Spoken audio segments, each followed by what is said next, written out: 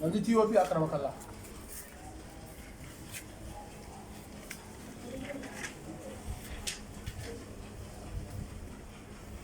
Abi kuke gudu ko mun yi kuskure ku tashe mu.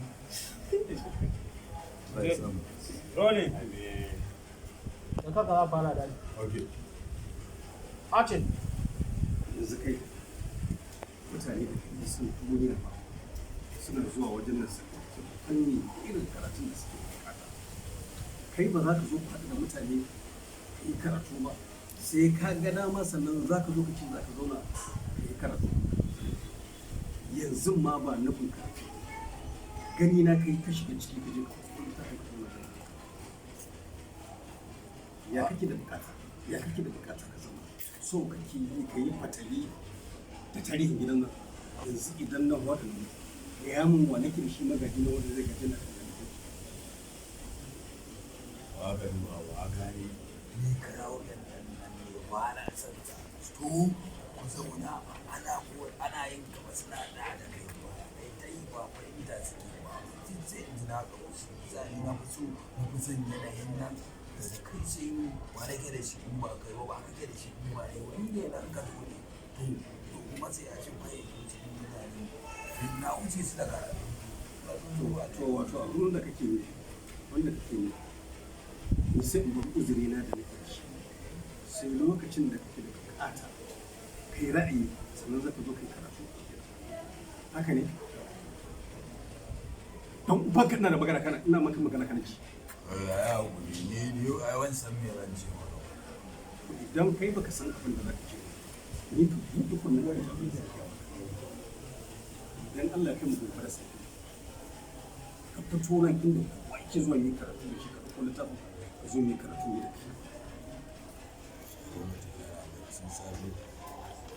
ya ka da shi ya ta gidi Akwai mutane da an yi gaba su da yanta kai waya.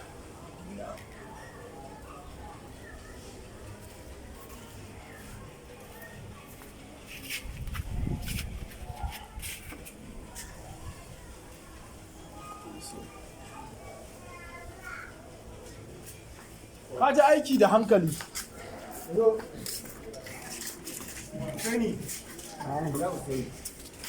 Kana shi?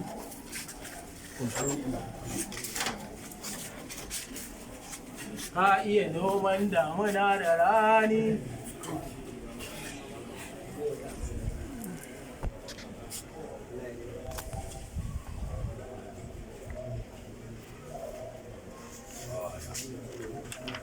Ina falo? Falo ki kashe ko falo? Na kamala. Rod, akara wakala. Action.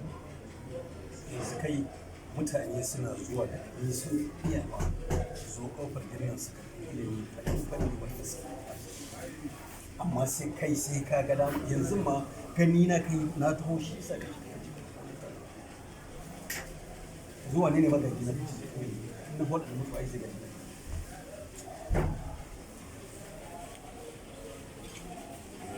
Aga ji ba ba. Ya guri ni ya abu da sa shi ya gane. Kai kira wannan ni ba na san sa. Ai sai mu zo su ta wuce su karatu. Ta wuce su sai ai da ta ba kai ke musu ba sa gane. Ni ba ji da ni ba. Sai to na zauna ne da masu ni yadda ka samu mutum da yaro kai na fi son haka wannan yanayin ya fi min daɗi da gani sai kai wai da su wayan karatu zai